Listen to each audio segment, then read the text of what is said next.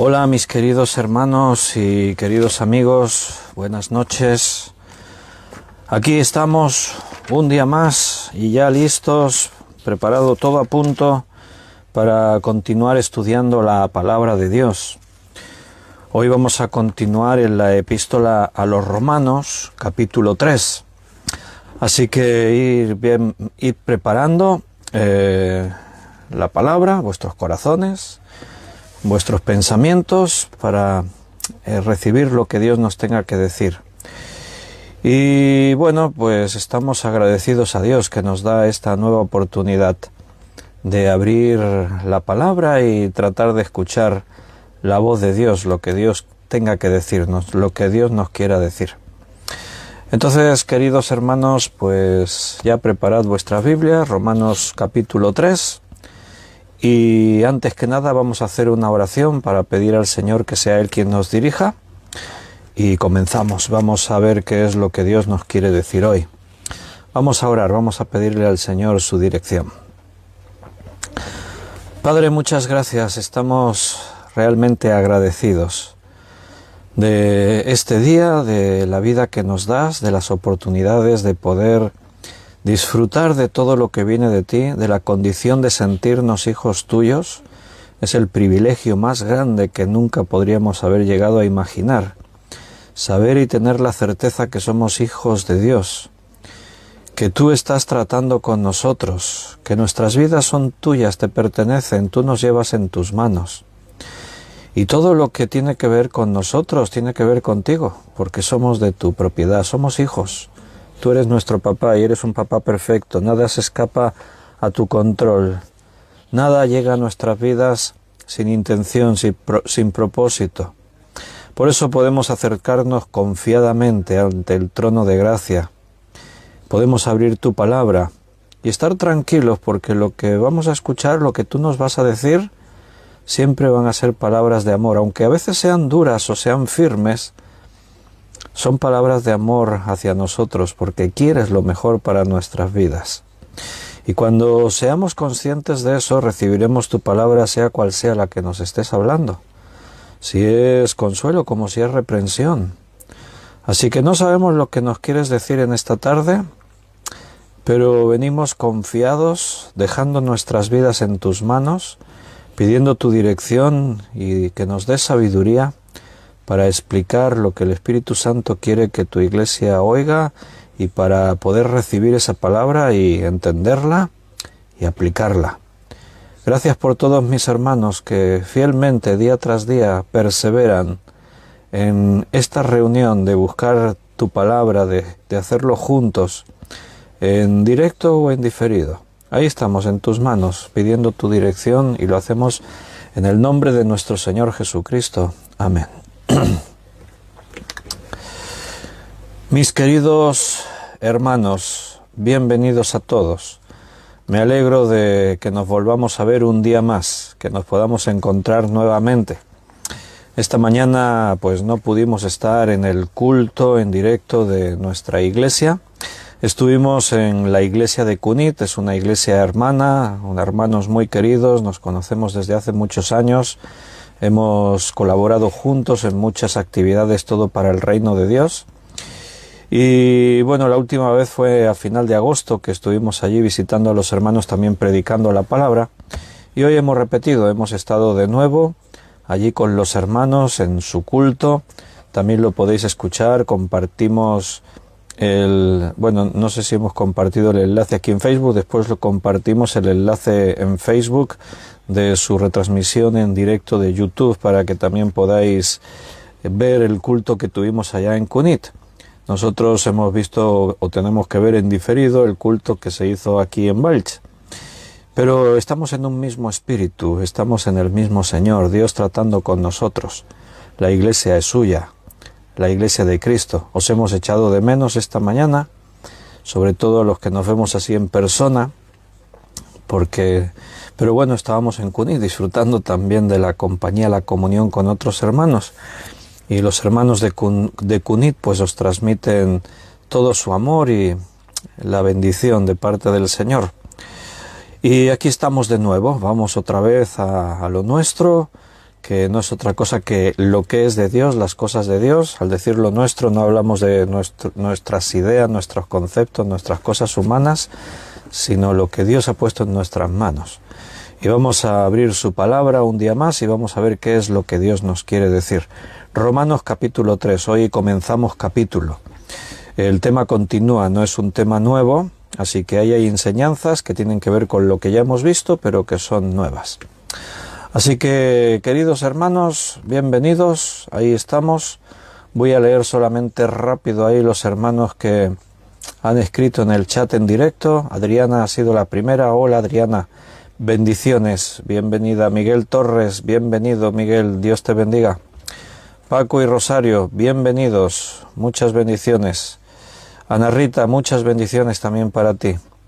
Robert Lando, buenas noches. Bienvenido. Beatriz, buenas noches, Beatriz. Dios te bendiga. David, Liliana, David y Daniela, que Dios os bendiga. Bienvenidos. Carmen Reyes, también Carmen escribió ahí un saludo. Gracia y paz para ti también, Carmen. Que Dios te esté bendiciendo. Gabriel y Yolanda también escribieron por allí. Buenas noches, queridos hermanos. Bienvenidos. Bendiciones también para vosotros. Juan Bermudo también ha saludado. Juan, nosotros también os hemos echado de menos. Gracia y paz para ti también.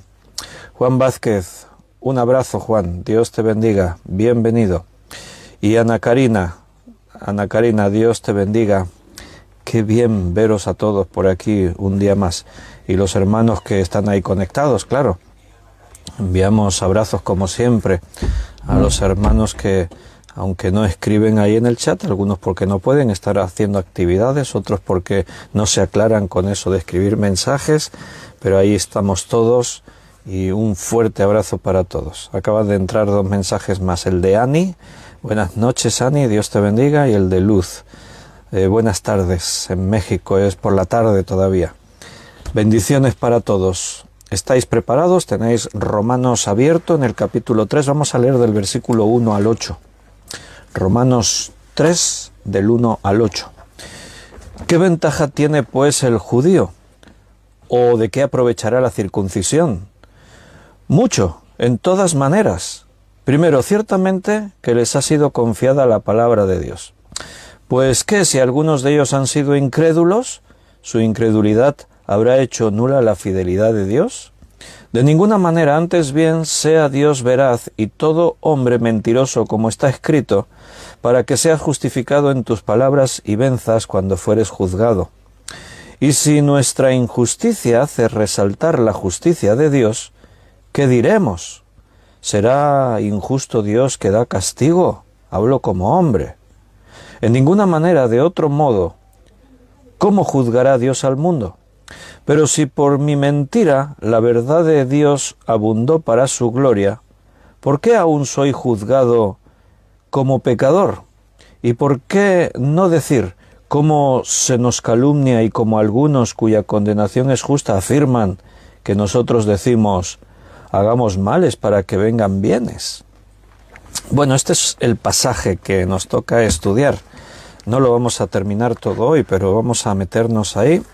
Es uno de los párrafos más difíciles de la epístola a los romanos, así lo califican la mayoría de teólogos y eruditos. Seguro que hay cosas difíciles de entender, pero hay otras que son fáciles y entendemos. Entonces, bueno, llegaremos hasta ahí, hasta donde el Espíritu Santo nos quiera dar enseñanza. Si notas, el texto viene continuado del capítulo 2. Ni siquiera en Reina Valera le pusieron un título descriptivo al comienzo del capítulo, o sea que es el mismo párrafo que ya veníamos leyendo desde el versículo 17 del capítulo 2. Solo que los hermanos que un día añadieron capítulos y versículos decidieron que el capítulo se estaba alargando y ahí pusieron capítulo 3. Pero recuerda que cuando interpretamos las Escrituras tenemos que tener siempre en mente que cuando Pablo escribió esta carta no la dividió en capítulos y versículos. Eso se hizo posteriormente en algún momento de la historia para facilitarnos el estudio de la palabra de Dios. Entonces aquí lo que vemos, si os habéis dado cuenta, en los primeros versículos, sobre todo, aunque después siguen las preguntas, es una rapidísima sucesión de preguntas vertidas en la misma línea de lo que ya vimos anteriormente, lo que dijimos que es una especie de diálogo ficticio, porque no está hablando con una persona cara a cara, sino que él imagina un interlocutor con quien está hablando. Dijimos que ese estilo literario se llama diatriba, y entonces sigue en esta línea, pero aquí las preguntas y las respuestas se suceden mucho más rápido, y se crean esas incógnitas de saber bien qué intención es la que Pablo tiene al continuar en esta línea y con estas preguntas así tan rápidas. Por ejemplo, está Pablo citando y rechazando conclusiones falsas que pueden surgir de los propios argumentos que él ha estado dando, o está reproduciendo un debate con un adversario definido, alguien que realmente él tuvo algún enfrentamiento de este tipo, y está citando algo que realmente le ha ocurrido a él. Bueno, ahí los maestros plantean estos interrogantes. Como yo os he dicho antes, lo que no sabemos y lo que no tenemos totalmente claro, pues lo dejamos siempre ahí aparcado entre paréntesis. Hay cosas en las Escrituras que no siempre lo sabemos todo, pero la enseñanza que nos da ahí sí que la sabemos, así que nos vamos a ir ahí. Y en este versículo 1, lo primero que hemos visto, que Pablo hace dos preguntas sucesivas, una detrás de otra. ¿Qué ventaja tiene pues el judío? ¿O de qué aprovecha la circuncisión? Bueno, Pablo utiliza a menudo en Romanos, en esta epístola, la expresión ¿qué pues? Y cuando utiliza esta expresión es para plantear preguntas acerca de lo que él mismo ha enseñado. Así le da a su argumento más continuación, más prolongación. Entonces, ¿qué ventaja tiene? ¿Qué tiene? ¿Qué pues? Es la idea de lo que aquí Pablo está utilizando en este versículo. O sea, es como hablar consigo mismo. Pablo es como si él argumenta algo y él mismo plantea una pregunta. Yo a veces lo hago esto aquí dando los estudios. Estoy dando una enseñanza y digo, como nadie me pregunta, y seguramente tenéis esa pregunta en vuestra mente, pues yo la hago directamente, ¿no?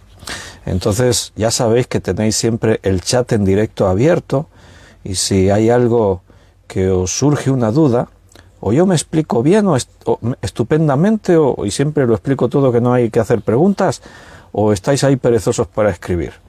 Seguramente sea más bien la segunda idea. Pero bueno, a veces no hay preguntas, no pasa nada.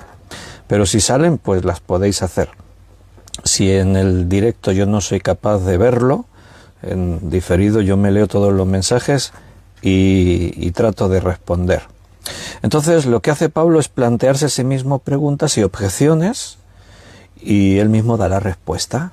Entonces esto da la oportunidad que sus lectores reciban más luz, ¿no? Porque a veces, yo os estoy en parte bromeando, ¿no? Pero a veces tú estás escuchando los argumentos y no te surgen las preguntas, no te lo planteas. Pero el mismo predicador o maestro lanza la pregunta, y entonces tú dices, sí es verdad. Y si ocurre eso, ¿entonces qué? Entonces se te despierta el interés. La pregunta, aunque no te surgió en tu mente, pero al plantearla a otro dices, es cierto, no se me había ocurrido. Entonces, ¿por qué esto? ¿Por qué aquello? Entonces aquí en este versículo 1, las preguntas son naturales según lo argumentado anteriormente. El texto está continuado. Recuerda, versículo 28 y 29 del capítulo anterior. Pues no es judío el que lo es exteriormente, ni es la circuncisión la que se hace exteriormente en la carne, sino que es judío el que lo es en lo interior. Y la circuncisión es la del corazón, en espíritu, no en letra, la alabanza del cual no viene de los hombres, sino de Dios. Y ahora dice, ¿qué ventaja tiene pues el judío? ¿O de qué aprovechará la circuncisión? O sea, son dos preguntas naturales que ya se ha planteado el tema en los dos versículos anteriores. Y entonces Pablo mismo da la respuesta en el versículo 2. El tema ya está lanzado. Lanza dos preguntas relacionadas con el tema que él está tratando. Y esas dos preguntas él las responde. Esta es la idea que os estaba diciendo. Es como que Pablo está hablando consigo mismo, no espera a que nadie le haga una pregunta, sino que él mismo pregunta sobre lo que acaba de decir.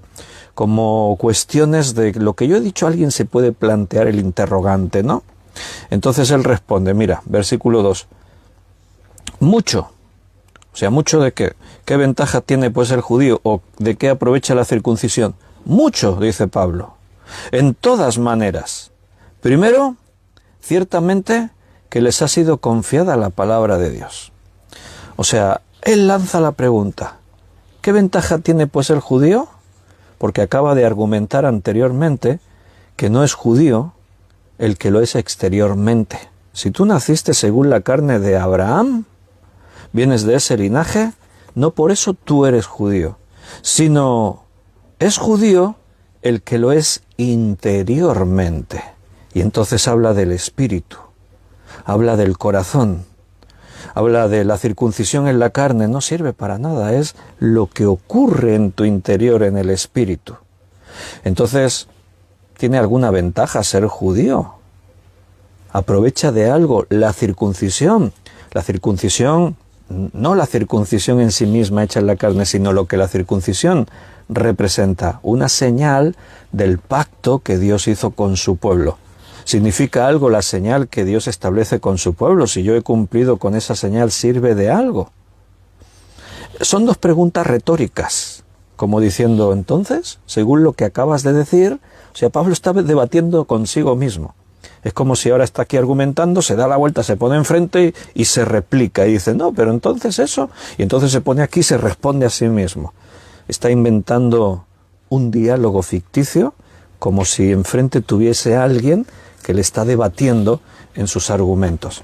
Y entonces, ante la pregunta, entonces, ¿sirve de algo ser judío? ¿Sirve de algo que nosotros hayamos recibido un pacto que Dios hizo con nosotros?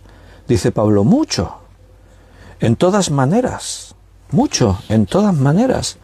Es como que, bueno, quizás la respuesta es un poco sorpresa. Sorpresa porque el argumento anterior dice, no es judío el que lo es externamente, sino el interior. La circuncisión no sirve de nada, la de la carne es la del corazón. Entonces, la respuesta natural a decir qué ventaja tiene entonces ser judío de que aprovecha la circuncisión sería, nada, no te sirve de nada haber nacido en el linaje de la carne descendiente de Abraham. Hubiese sido la respuesta lógica. Ninguna ventaja. Nada, no sirve para nada. Pero ya como hemos comentado, la intención del capítulo 2 no era negar que los judíos tuviesen privilegios sobre los gentiles. Pablo dijo que sí, que los judíos tienen privilegios. El hecho de tener la ley, el hecho de llamarse judío, el hecho de que Dios ha tratado con ellos a través de un pacto y la circuncisión es la señal de eso, esos son ventajas. Y como dice ahora en el versículo 2, es una ventaja tener la palabra de Dios. Eso es lo que dice ahí. Entonces, no es tratar de negar que los judíos tengan esa ventaja, sino lo contrario, mostrar que esos privilegios, por tener los privilegios, eso no les constituye ya que sean salvos. Los privilegios los tienen, pero Pablo está explicando que no porque tú tengas la ley y hayas sido circuncidado eres salvo. No. ¿Te da ventaja? Sí, mucha, dice aquí ahora en el versículo 3. Claro que te da ventaja, y claro que es mucha la ventaja que tienes, porque tener la palabra de Dios en las manos, haber recibido la palabra de Dios, eso es una gran ventaja. Haber estado experimentando cómo Dios trata contigo, haber recibido un pacto que Dios hizo con este pueblo, eso te da ventaja. Alguien ha argumentado alguna vez, claro, cuestionando, porque yo me lo he planteado y no sé si tú también te lo has planteado alguna vez, el hecho de decir, a ver, mira, yo veo que si tú naces, por ejemplo, en España, en Francia, en el Reino Unido, en los Estados Unidos, por naturaleza te vas a hacer cristiano. Si tú naces en Irán, en Sudán, en Arabia Saudí, por naturaleza te vas a hacer musulmán. Entonces, claro, ahí te metes en un planteamiento profundo. Entonces tiene que ver mucho, vamos a decir, la suerte, entre comillas, la suerte de dónde has nacido. Si naciste en este país, gracias Señor que nací en España. Que desde que yo era pequeñito escuché algo de la Biblia, me hablaron del Dios de la Biblia, del Dios de los cielos, de Jesucristo, de todo. Gracias Señor que me diste esa oportunidad. ¿No te lo has planteado alguna vez? ¿Qué hubiese pasado si naces, por ejemplo, en uno de esos países, en Arabia Saudí, en los Emiratos Árabes, en una familia musulmana radical, de esos que dicen, no, el cristianismo está prohibido aquí? ¿Qué hubiese pasado? ¿Te lo planteaste alguna vez? Yo sí. Y la respuesta es muy difícil de dar. ¿Cómo das una respuesta a eso? ¿Podrías decir, no, yo me hubiese hecho cristiano de todas formas? Bueno, hay cosas que no conocemos, pero aunque no tengo toda la respuesta, pero sí quiero que lo plantees de otra forma. ¿Crees que todos los que han nacido en España son salvos porque todos se han hecho cristianos? Tendríamos que ver el porcentaje de todos los que son cristianos realmente, no los que dicen de palabra que son cristianos, sino los que realmente lo son de verdad. Las estadísticas hablan que en estos países, España, Francia, Reino Unido, Holanda, Dinamarca, Suecia, Estados Unidos, etc., los países cristianos están en un retroceso, bueno, muy rápido, bestial. Las estadísticas hablan de que cada año, por miles, decenas de miles, centenares o hasta millones de personas, se confiesan ya no ser cristianos. Aquí en este país, en España, hace varias décadas, si tú hablabas con cualquier persona y le preguntabas ¿y cuál es tu religión?, te decían, yo soy católico. La gran mayoría añadían, pero no practicante. O sea, quiere decir que no voy a la iglesia, no cumplo con las ordenanzas y los rituales católicos. Llega Semana Santa y dicen, no se puede comer carne. Bueno, si comemos no pasa nada. La Iglesia Católica dice, no puedes hacer esto. Bueno, nosotros lo hacemos algunas veces. Entonces, no voy a misa todos los domingos. Pero, ¿qué concepto es ese? ¿No te parece extraño? Soy católico, pero no practico. Ahora imagínate que dices, no, yo soy guitarrista, pero no practico. ¿Pero sabes tocar la guitarra? No, porque no practico, pero soy guitarrista. Qué raro, ¿no? Bueno, entonces, si miras bien el fondo, voy a decirlo así, haber nacido en un país cristiano tampoco tenía tanta ventaja. A lo mejor tenía inconvenientes. Me explico. A veces pasa que por nacer en una familia cristiana, uno piensa que yo ya soy salvo. La falsa seguridad que te da la religión, que es algo que la Biblia advierte mucho y es lo que Pablo aquí está advirtiéndole a los judíos. Hay un peligro tremendo de haber nacido judío, porque tú crees que por ser judío ya eres salvo. Y eso es un tremendo problema. Jesús plantea la idea en Apocalipsis capítulo 3, cuando dice, ojalá fueses frío o caliente, pero por cuanto eres tibio, te vomitaré de mi boca. Ahí Jesús está planteando esta situación. Ser caliente es ser un verdadero creyente, ser frío es ser un incrédulo, pero ser tibio es ser un religioso. El tibio, como dice allí en la Odisea, la iglesia de la Odisea, capítulo 3 de Apocalipsis, el tibio es aquel religioso que cree que no tiene que cambiar nada, que dice, soy rico, me he enriquecido y no tengo necesidad de ninguna cosa. Y Cristo le dice, pero eres un ciego, pobre ciego, desventurado. Me has dejado fuera, aquí yo estoy a la puerta y llamo, si alguno oye mi voz y abre la puerta, entraré a él, cenaré con él y él conmigo. O sea, es una iglesia que cree que lo tiene todo, que tiene la excelencia, que tiene la aprobación de Dios, y resulta que ni siquiera tienen a Cristo en sus vidas. Bueno, pues la Biblia dice que sin Cristo no te salvas. Y ese es un grave problema. Nacer en un país cristiano no es a lo mejor tanta ventaja, puede ser un gran inconveniente. Porque el incrédulo, el que nunca escuchó, le hablas del Evangelio y esto te puede causar un gran impacto. De hecho, en estos países musulmanes, el Evangelio se extiende rápidamente y los convertidos son muy numerosos. Hay un montón de testimonios de gente que se convierte en estos lugares. Y te puedo asegurar algo. En estos países, los que se convierten son verdaderos creyentes. ¿Por qué? Porque hacerte cristiano es poner sobre tu cabeza el peligro de ser ejecutado, o de ser torturado, o de que tu familia te repudie, o de ser expulsado de... O sea, hacerte cristiano es realmente muy serio. Así que solo se hacen cristianos los que realmente, de convicción, entendieron y recibieron a Cristo como su Salvador. Entonces, ¿tiene ventajas ser judío? Hombre, sí, tiene ventajas, pero también tiene inconvenientes. Es todo lo que Pablo está mostrando en estos capítulos primeros de la epístola. ¿Tiene ventajas en qué? En que tienes la palabra de Dios en tus manos. Es lo primero que aquí dice. O sea, dice, ciertamente que les ha sido confiada la palabra de Dios. Esto es lo primero, dice, eso es lo primero.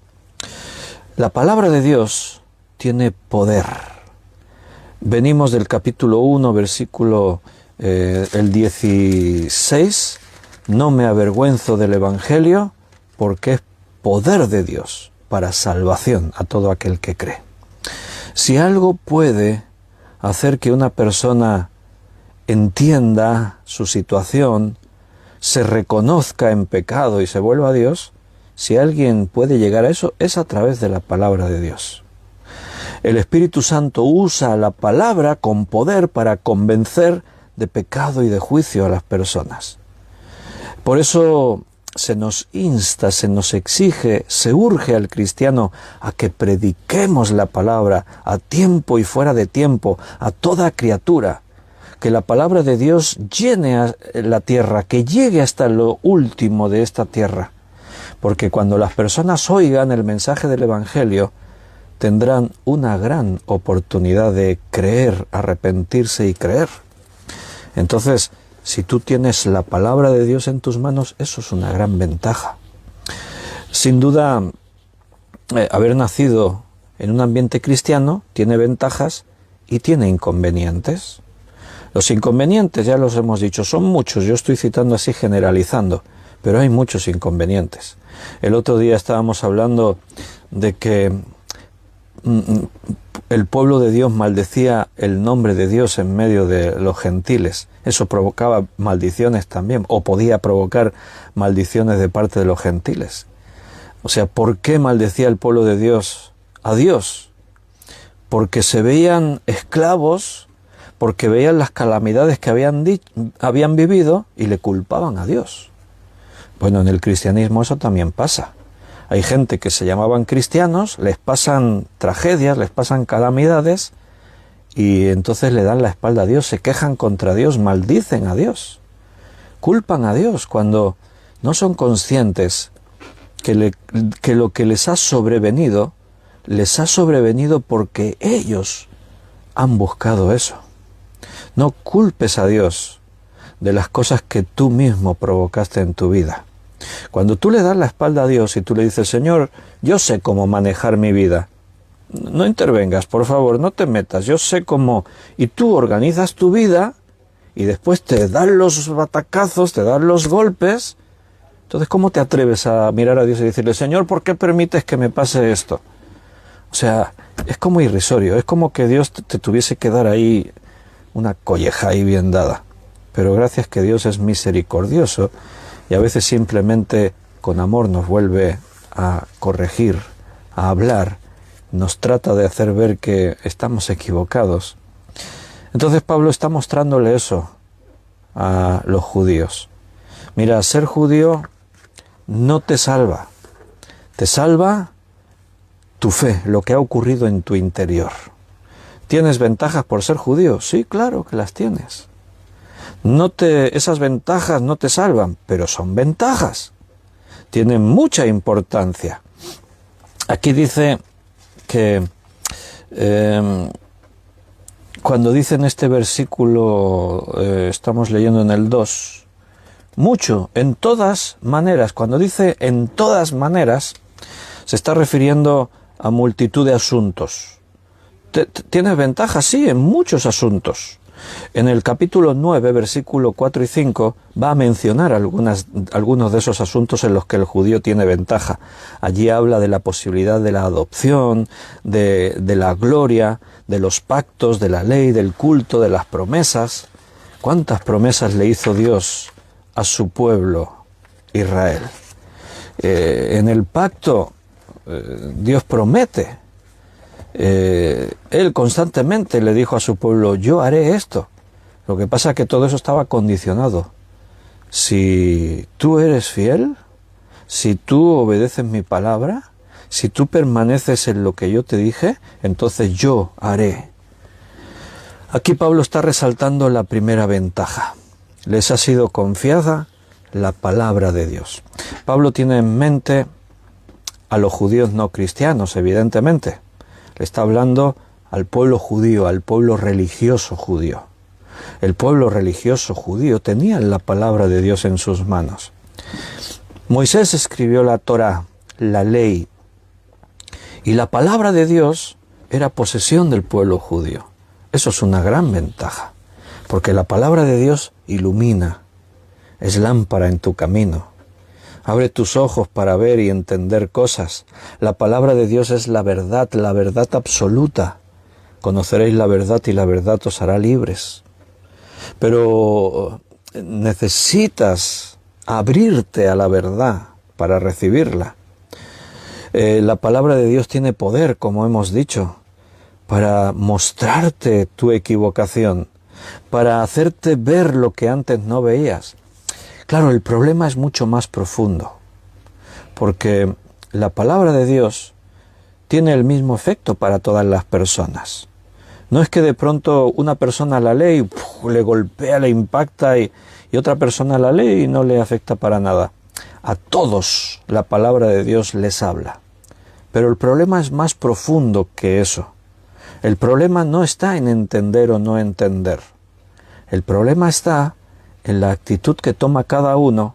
El problema está en tu mente, en tu corazón, en tu debilidad hacia el pecado.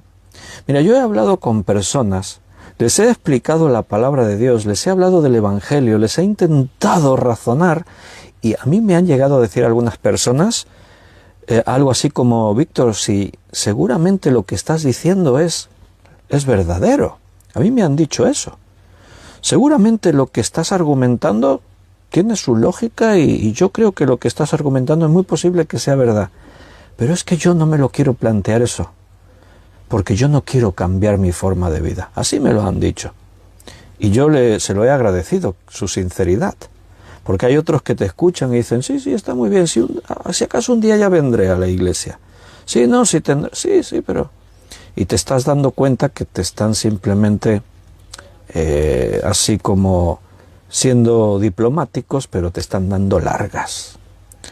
Pero me han llegado a decir así, Víctor, seguramente lo que me estás diciendo es verdad y tiene una parte que me atrae, pero es que yo no estoy dispuesto a cambiar mi forma de vida. Dicho en otras palabras, es que yo no quiero renunciar a mis pecados, a mis vicios. Yo no quiero cambiar lo que hago, lo que vivo. Y la Biblia dice que ese es el problema final del ser humano. Amaron más las tinieblas que a la luz.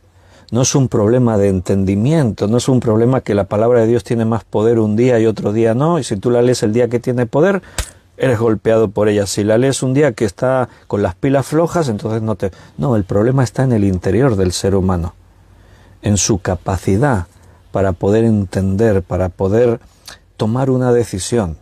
La debilidad del hombre en su carne le lleva al fracaso y al rechazo de las cosas que son de Dios. Mira cómo dice en el Salmo 147, versículo 19 y 20. Salmo 147, versículo 19 y 20.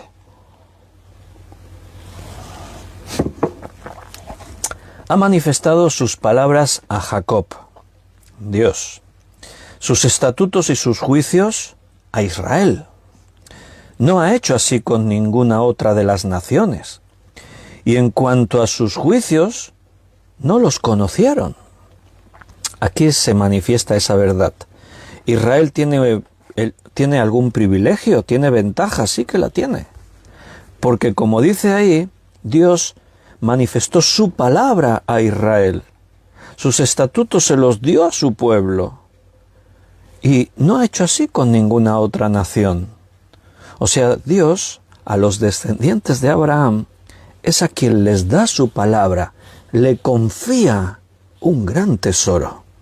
Y eso es una ventaja, como hemos dicho. Recuerda, también tiene inconvenientes. Pero la ventaja es que tú tienes acceso a la verdad. Tú puedes leerla. Mira, vas a escuchar muchos testimonios de personas que se les había predicado la palabra, el Evangelio, y la habían rechazado. Personas que pudieron tener un conocimiento, pero no quisieron dar un paso al frente. Algunos incluso estuvieron yendo a una iglesia, pero al final dejaron la iglesia, se olvidaron de todo. Y de pronto un día están en su mundo, están en sus problemas, y la vida trae pues sus tribulaciones, y algún testimonio por ahí hay que dicen, y yo estaba ahí en mi vida y de pronto la vida me golpeó, y tuve pérdida y me pasó esto, una enfermedad, una situación. Y entonces yo estaba ahí desesperado, estaba ahí, incluso algunos te van a decir, estaba pensando en quitarme la vida. No quería seguir viviendo. Estaba angustiado, estaba ahí en mi casa sentado y de pronto miré y en la estantería vi un libro. Una Biblia que alguien me dio una vez. Nunca me había fijado en ella, ni me había preocupado. Pero ese día en mi angustia, en mi desesperación, alargué la mano y tomé aquel libro y lo abrí. Y de pronto, parece que aquel libro me estaba hablando a mí, porque la situación que yo estaba ahí, y era como que me estaba diciendo lo que a mí me estaba pasando, y me estaba diciendo lo que yo tenía que hacer. Entonces yo escuché aquellas palabras, y a partir de ahí mi vida cambió. Yo busqué ayuda, y entonces pues, ese es el poder de la palabra. Si tú tienes la palabra, tienes una ventaja. Hace ya años, algunos hermanos que estaban ahí con nosotros en ese tiempo, teníamos un local pequeñito en calle San Antonio, en una calle aquí, en el casco histórico, en el centro histórico de esta ciudad de Valls. Teníamos un local pequeño y ahí, cuando comenzamos la iglesia, ahí estábamos un grupo de hermanos. Y todos los que estabais ahí os acordáis de Asunción Gallá, ¿verdad que sí? ¿Os acordáis muchos? Era una mujer mayor. Sus hijos habían estado viniendo a la iglesia. Ella nunca se involucró en la iglesia, vino alguna vez de visita. A veces se hacía algo en la escuela dominical, los niños hacían, y entonces ella venía para ver a sus hijos, pero nunca se involucró en la iglesia, nunca tomó parte, nunca le interesó lo que hablábamos y lo que decíamos. Sus hijos sí venían, eran pequeños, venían los dos más pequeños porque el hijo más mayor, que era jovencito, él sí había conocido el Evangelio y venía a la iglesia. Y entonces pues pasó el tiempo, los dos niños más pequeños crecieron y dejaron de ir a la iglesia. Cuando se hicieron mayores, el más mayor, el que venía a la iglesia y traía a sus otros 2 hermanos, con el paso del tiempo, algunos problemas, algunas situaciones, dejó también de venir a la iglesia. Entonces, ninguno de los 3 hermanos ya venía, pese a que a veces pues intentaste, hablaste con ellos, les dijiste, pero no, ya no. Pero un día ocurrió una cosa. Un día cuando yo llegué al local, a la iglesia, abrí la puerta y al abrirme vi en el suelo un papel. Alguien había deslizado un papel por debajo de la puerta. Era una hoja de libreta escrita con bolígrafo a mano. Y entonces dije, ¿y esto qué es? Y lo leí. Era una nota corta, no era muy larga. Seguramente la tengo por ahí guardada en algún sitio, pero entre tantos papeles ni sé dónde está. Pero la guardé porque fue un detalle muy especial. Ella se identifica, soy Asunción Gayá. Entonces yo, claro, de seguida supe quién era, yo ya la conocía. Y venía a decir así, literalmente no me acuerdo, pero venía a decir algo así como que en casa yo he estado leyendo la Biblia que mi hijo dejó. Mi hijo dejó una Biblia ahí en una estantería, mi hijo Antonio. Y yo he estado leyendo la Biblia por mucho tiempo. Llevo meses leyendo la Biblia y la Biblia me ha hablado. Ese libro, la palabra de Dios, me ha hablado. Y he descubierto cosas muy importantes para mi vida en ese libro. Tengo muchas preguntas también, pero yo quiero conocer más a Dios. Ahora estoy empezando a conocerle. La pregunta ponía ahí abajo, ¿podría venir a vuestra iglesia para aprender más de la Biblia? Bueno, cuando encuentras algo así, pues evidentemente te da gozo, alegría, porque te das cuenta del poder de la palabra de Dios.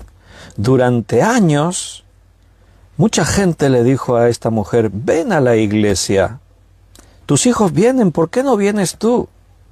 El Señor te ama. Y mucha gente le dijo, seguramente no se le predicó bien el evangelio. A veces los cristianos cometen el error de por decirle a una persona ven a la iglesia, Dios te ama, Dios es muy bueno, cosas así, piensan que están predicando el evangelio, y está bien decir esas cosas e invitar a la gente, pero predicar el evangelio es abrir la Biblia, la palabra de Dios, y decirle a la persona, mira lo que dice Dios aquí para ti, mira, Dios te habla, Dios tiene una carta de amor para tu vida. Y es hablarle de tu situación, de lo que Dios ha hecho, del remedio.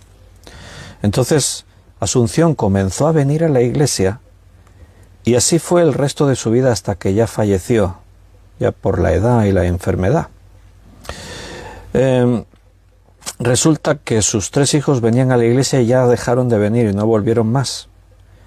Pero de pronto un día ella le dio curiosidad por leer la Biblia, por su cuenta empezó a leerla, por su cuenta, de pronto descubrió a Dios y empezó a creer en Dios. Es muy probable que hasta antes de venir a la iglesia ella ya creyese en Jesucristo, ya fuese salva. Por eso buscó un lugar donde reunirse y aprender más de Dios. Y lo hizo sola, leyendo la Biblia. Esa es una ventaja, tener la Biblia en tus manos, porque la palabra de Dios es poder para salvación a todo aquel que cree. El último 2 años, 1 o 2 años de su vida, ella estaba muy tocadita, tuvo un ictus, perdió movilidad en su cuerpo. Entonces terminó ese último tiempo por estar ingresada en un hospital, en una parte donde hay personas así ya de larga duración. Y la íbamos a visitar, hablábamos con ella, siempre se ilusionaba, siempre tenía una sonrisa cuando le bromeabas, cuando le decías algo. Y la semana que falleció, el domingo antes, le dijo a su hijo, yo quiero ir a la iglesia. Pidieron permiso al médico y con la silla de ruedas el hospital estaba apenas a 60, 70 metros de la iglesia. Y entonces su hijo mayor, con la silla de ruedas, la trajo aquel día a la iglesia. Fue el último domingo de su vida. Esa semana ella fallecería. Y de alguna forma yo creo que ella sentía algo. Y fue como decir, voy a despedirme de mis hermanos. Y ella vino aquel día a la iglesia y se gozó y se alegró. Como tantos días estuvo disfrutando de la comunión con los hermanos. Cuando ella falleció, y nosotros, aunque sus hijos no venían a la iglesia, pero sus hijos nos dijeron, no, claro, ocuparos vosotros de la ceremonia, del funeral, de todo, porque ella era miembro de la iglesia. Entonces nosotros hicimos el funeral. Y de todos los amigos invitados que vinieron, cuando hablamos de Asunción, de su fe, de cómo conoció al Señor, de cómo vino a la iglesia a despedirse ese domingo, de cómo ella se despedía en paz y llena de gozo, sabiendo dónde iba. Cuando anunciamos todo eso, cuando predicamos así, cuando un funeral de pronto no es un lugar para estar llorando, sino para alegrarnos, porque la persona que partió está con el Señor al que tanto ama, y que un día nos volveremos a ver, y cuando un funeral se convierte casi en una fiesta, la gente, yo me acuerdo ese día que al finalizar, un montón de personas que no conocía, familiares y amigos de la familia, se acercaron a saludarme y me dijeron, nunca habíamos estado en un funeral como este, nos ha impactado mucho lo que se ha dicho, lo que se ha hablado. ¡Wow! Tenéis algo que nosotros no tenemos. Y fue un gran testimonio. ¿Tiene ventaja tener la palabra de Dios? Hombre, claro que la tiene. Porque tener la verdad en tus manos siempre te va a dar la oportunidad de que la leas y el Espíritu Santo te pueda hablar. Mira cómo dice en Deuteronomio capítulo 4, versículo 8. Deuteronomio 4, 8. ¿Y qué nación grande hay que tenga estatutos y juicios justos como es toda esta ley que yo pongo hoy delante de vosotros? Busca a ver, ¿hay alguna nación por ahí?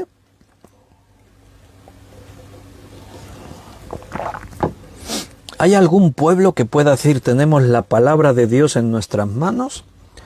Ninguno. Dios escogió a un pueblo. Pero recuerda que la elección no fue que Dios miró y vio todos los pueblos que había sobre la tierra y entonces dijo, este no, este no, este no, este sí, venga, va, me quedo con este. Dios no hizo eso. Dios escogió a su pueblo, pero quizás la expresión Dios escogió a su pueblo no es acertada. Lo que Dios hizo fue crear su pueblo, porque a quien Dios escogió fue a un hombre. De entre todos los hombres, Él vio la fe de un hombre que se llamaba Abraham. Y entonces Dios le habló a Abraham y le dijo, Abraham, sal de tu tierra y de tu parentela a la tierra que yo te mostraré. Haré de ti una nación grande y te bendeciré. Y tus descendientes serán numerosos y en tu simiente serán benditas todas las naciones de la tierra. Y dice la palabra que Abraham creyó y salió, tal como Dios le pidió, sin saber a dónde iba. Entonces Dios no escoge a un pueblo. Dios lo que hace es crear un pueblo de un hombre. Dios le dice a Abraham, haré de ti una gran nación. Entonces el pueblo de Israel nace bajo esa cobertura. La intención es esa, crear un pueblo desde cero, apartándolo de idolatrías, de pecados, de la contaminación del mundo. Vamos a preservar un pueblo, vamos a tratar de rodearlo, blindarlo, para que la incredulidad, la idolatría, la maldad, el pecado, la decadencia, todo eso se quede un poco al margen. Digo un poco porque al final se contaminaban de todo esto. Pero lo que Dios hace es eso, crear un pueblo desde cero y tratar de aislar ese pueblo, de contaminarse de según qué cosas. Por eso Dios, cuando trata con Abraham, en el pacto Él establece principios, normas, y conforme Abraham ya tiene a Isaac, Isaac tiene a Jacob, Jacob tiene a sus hijos, y los hijos de Jacob le van a dar forma a la nación de Israel porque son 12 hijos, 12 tribus, y entonces Dios empieza a tratar con ellos, les da estatutos, les da leyes a los descendientes cuando ya se han multiplicado, son una nación grande. Dios les llama a la santidad. Sed santos, dice el Levítico, porque yo soy santo.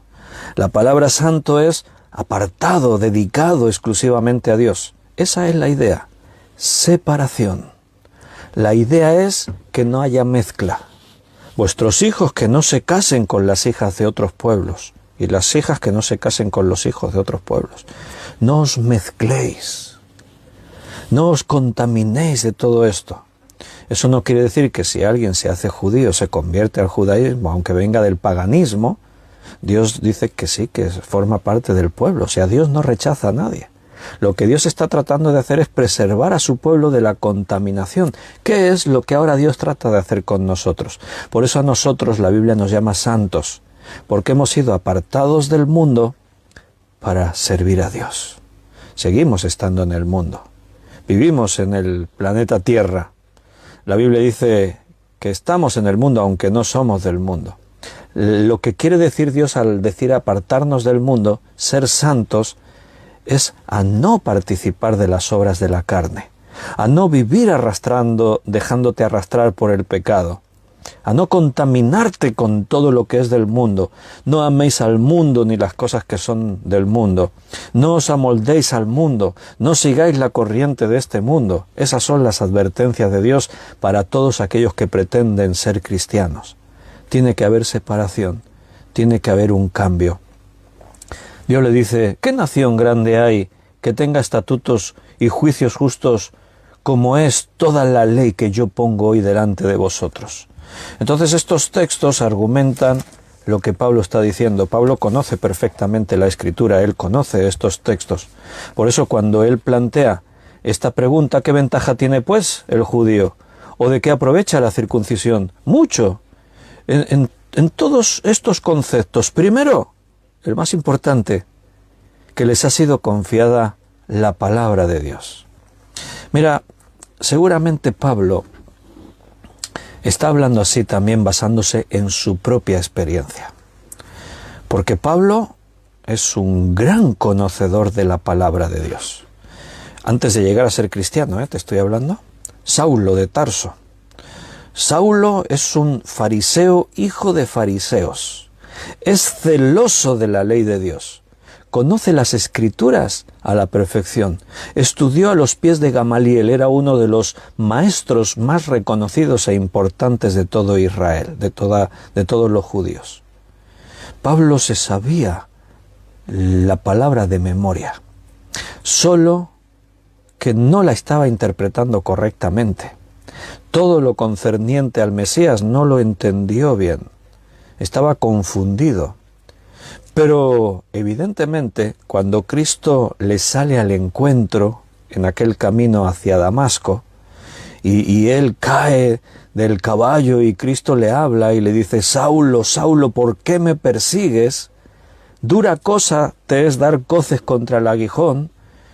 Y Saulo, sorprendido, cegado por el resplandor, pregunta, ¿y quién eres, Señor? Y Jesús le dice, yo soy Jesús, a quien tú persigues. Entonces en ese momento el mundo de Pablo se pone patas arriba. Cristo le da instrucciones, ves a Damasco. Él entra en Damasco. El Señor tiene preparada a una persona que le va a hablar a Pablo, que le va a aclarar las ideas, que le va a responder preguntas, un buen cristiano, conocedor también de las Escrituras. Y a partir de ahí, Pablo 3 días ciego. ¿Por qué lo dejó el Señor 3 días ciego? Piensa, reflexiona Pablo. Son 3 días para que trates de asimilar todo esto. Pablo está lleno de la Biblia. ¿Qué crees que pasó en esos 3 días y en los años posteriores? Pablo está a solas consigo mismo y con la palabra de Dios que tiene dentro. Y de pronto hay un montón de textos que empiezan a cobrar sentido en la mente de Pablo. Ahora entiendo por qué decía el profeta que el Mesías sufriría, sería atormentado, caería en manos de los gentiles, de los inicuos, sería llevado al matadero. Ahora entiendo. Nunca entendí esos textos. Yo pensaba que se refería. Ahora entiendo cuando decía allí en el Salmo, hablando del Mesías, que habían horadado sus manos y sus pies. Claro, si la palabra lo decía, ¿cómo no fui capaz de verlo? Yo perseguía a aquel a quien horadaron las manos y los pies, y lo decía la palabra y yo no lo vi. Pero fue la palabra que él tenía dentro la que iluminó ahora de una forma distinta su mente, su vida. Y ahora Pablo empezó a ver, y gracias a que tenía la palabra dentro. Si no hubiese tenido la palabra dentro, el proceso tendría que haber sido distinto. El Señor no le hubiese tratado de la misma manera. Pablo, ¿por qué me persigues? Entra en la ciudad, ves a la calle tal, ahí te vas a encontrar. El Señor hubiese tenido que tratar con Pablo de otra forma. ¿Habría creído Pablo? No lo sé. No está en nuestro conocimiento averiguar eso. Pero sin duda, la palabra que Pablo tiene dentro le está sirviendo para todo. Que de la misma forma pasa con los demás judíos, que cuando se les predica que Cristo vino, que es el cumplimiento de las profecías, que es el cumplimiento de la ley, de quienes hablaron los profetas, etc., los primeros creyentes eran conocedores de las Escrituras, que cuando vino Cristo y comprobaron en las Escrituras lo que de Cristo decían, se abrieron sus ojos y creyeron en Jesús. Dijeron, este es el Mesías prometido. Este es el Señor de nuestras vidas. Él es el Señor de Israel, de quien hablaba David en los Salmos, de quien dijo Moisés, de quienes hablaron los profetas. El conocimiento que tenían de las Escrituras fue una ventaja, una bendición para ellos, porque simplemente fue dar un paso adelante en lo que ya tenían, en lo que ya creían. Entonces, ¿es una ventaja tener las Escrituras? Claro que sí. Mira lo que dice el versículo 3. Pues ¿qué? Si algunos de ellos han sido incrédulos, ¿su incredulidad habrá hecho nula la fidelidad de Dios? O sea, este privilegio que dice, les dio la palabra, ahora viene el planteamiento, ¿este privilegio realmente sigue teniendo algún sentido? Porque si ya algunos de ellos se han vuelto incrédulos, han dicho no vamos a creer en Jesús, ¿quieres decir que entonces todavía esto es útil? ¿O a lo mejor su incredulidad habrá hecho nula la fidelidad de Dios? O sea, la primera pregunta aquí es como una objeción que figurativamente alguien hace a Pablo. Pablo se la hace a sí mismo, ¿no? Lo que está diciendo la pregunta es algo así como, pero Pablo, a ver, ¿acaso no es un hecho demostrado que muchos judíos ya no son fieles a la propia palabra que ellos tenían? Es una ventaja tener la palabra, sí, pero a ver, Pablo, ¿acaso no te diste cuenta que está demostrado que a los suyos vino y los suyos no le recibieron? Que le han rechazado, que han negado la palabra. Y la segunda pregunta, que en este caso es retórica, es una pregunta que afirma algo, no para buscar una respuesta, sería algo así como que Pablo dice, ¿y qué? ¿Qué quieres decir con eso? La fidelidad de Dios, la infidelidad de estos no puede hacer nula la fidelidad de Dios. Dios sigue siendo fiel. Y aunque algunos, que de hecho son la mayoría, y hasta el día de hoy sigue siendo así, aunque algunos o la mayoría hayan hecho nula la palabra de Dios en sus vidas por su incredulidad, Dios sigue siendo fiel. Y si un judío por allí de pronto recibe la luz a través de las Escrituras, la fidelidad de Dios se cumple y esa persona es salva. Si alguno por allí de pronto cree en Jesucristo, se salva. Siempre la palabra de Dios sigue teniendo el mismo poder. Lo que Dios prometió siempre sigue cumpliéndose. Porque Dios es fiel, como dice la Escritura, aunque nosotros seamos infieles, Dios, tú, Señor, sigues siendo fiel. Yo puedo fallar en mis promesas. En mis intenciones yo puedo perder la fuerza y no ser capaz de seguir aquello con lo que me comprometí. Pero aunque yo sea infiel, Dios sigue siendo fiel y su palabra sigue teniendo el mismo poder. Ocurrirán cosas en Israel en los últimos tiempos. Apocalipsis nos habla que en los últimos tiempos muchos judíos se darán cuenta de su tremendo error y creerán en Jesucristo, aquel al que un día rechazaron. Recuerda que los judíos están esperando que el Mesías venga en gloria, venga con poder, derrotando a los enemigos, liberándolos de la esclavitud de sus opresores. Eso es lo que siempre Israel pensó. Cuando Cristo vino como un hombre, caminó como uno más entre aquellos, entre los pueblos, entre los religiosos, entre los fariseos. Cuando le veían decían, no, este no puede ser el Mesías.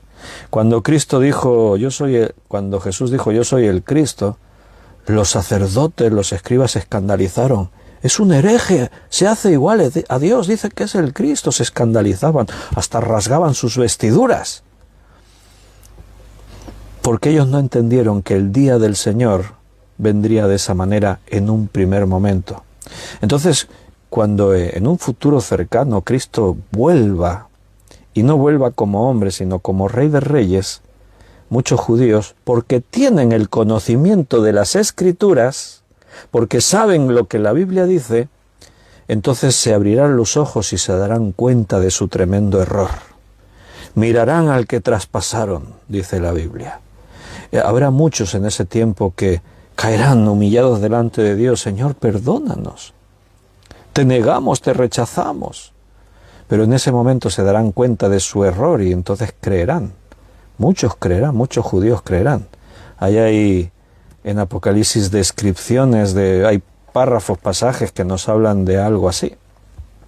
Tiene ventaja tener la Biblia, sí que tiene. También tiene inconvenientes, no te olvides. Porque no inconveniente tener la Biblia en sí mismo, sino inconveniente en ser religioso y llevar la Biblia así, debajo del brazo. Ese es el inconveniente. Tener la Biblia siempre es una ventaja, pero creerte que por tener así la Biblia en la estantería o irte así a la iglesia, tú ya eres salvo, ese es un problema. Porque la religión cauteriza la conciencia de la persona se autoengaña creyendo que ya es salva cuando no lo es. Esta mañana en la iglesia de Cunit, algunos por lo que vi antes también escucharon la predicación. La predicación se titulaba ¿Cristianismo genuino o falso? Y yo les explicaba a los hermanos allí que utilicé esa palabra genuino porque es una palabra que a mí me gusta. Podría haber utilizado la palabra verdadero o falso, que parece que es lo más, así como lo más correcto. Al hablar de falso, utilizo la palabra verdadero. Pero utilicé la palabra genuino porque la palabra genuino habla de algo que no fue adulterado, algo que en su esencia es puro, es lo original. Nosotros utilizamos la palabra genuino para referirnos, por ejemplo, a decir, esta chaqueta es de piel genuina. O sea, no es una chaqueta que imita la piel. No es una chaqueta que fue hecha de una piel procesada, no, es piel genuina. Es como decir, este café sabe a café, su sabor es genuino a café. Nosotros utilizamos esa expresión, por eso me gusta utilizarla al hablar del cristianismo. Este cristiano es genuino, o sea, no ha sido adulterado en lo que cree, en lo que vive, es auténtico, es puro, es como Jesús dijo que uno tiene que ser cristiano. Es como volver 2000 años atrás y ser cristiano tal como un cristiano tiene que ser. Y la otra parte, el cristianismo falso, pues es aquellos que dicen, yo soy cristiano, pero es una simple excusa para callar su conciencia, vivir en un ambiente religioso, estar entretenidos, relacionarte con gente, hacer actividades agradables, divertidas, etcétera, etcétera. ¿Qué eres tú, un cristiano genuino o uno falso? O yo también dije, y en medio hay un cristianismo raro, que hay ahí mucha gente que están ahí en medio y no se sabe dónde están, si en un lado o en otro. ¿Dónde estamos, hermano? ¿Dónde nos encontramos? Lo más importante es que tú estés seguro de tu salvación, que sepas en quién has creído y que es poderoso para guardar tu depósito hasta aquel día. Y nosotros, para poder ir confirmando todo esto, pues vamos a seguir perseverando en las Escrituras, como Jesús nos dijo.